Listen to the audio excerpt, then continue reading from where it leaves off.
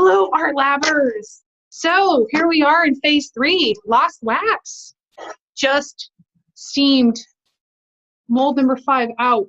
All the wax is now lost, meaning melted out here using a wallpaper steamer.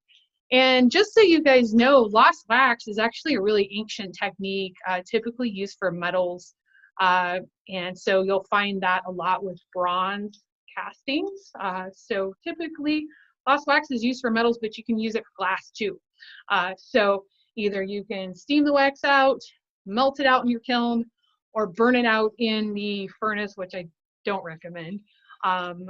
There's some pros and cons to each technique, but really the simplest technique that you can do is just grab yourself a wallpaper steamer, get some interesting hacks together, build yourself up a platform so that the wax can kind of fall out. And remember that styrofoam that we used to build those reservoirs?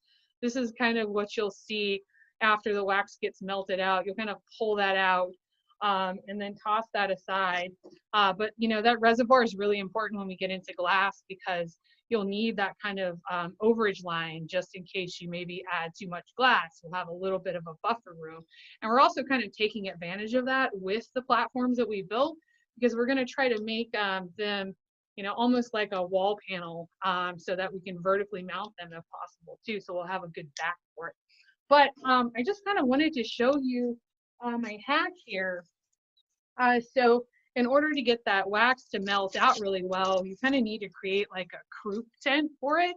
I had asthma when I was a kid, so I often had to take a lot of showers, take a lot of baths, and kind of moisten my lungs up. So that's kind of what we did with the mold, is we created this chamber by which the mold would heat up and the wax would want to kind of just like fall and melt out. So I used, you know, tin foil, beach towels, plastic, all kinds of things. So I think that's what I love most about glass casting, is all the different hacks and engineering and integration of arts and sciences really into, you know, executing a piece of art.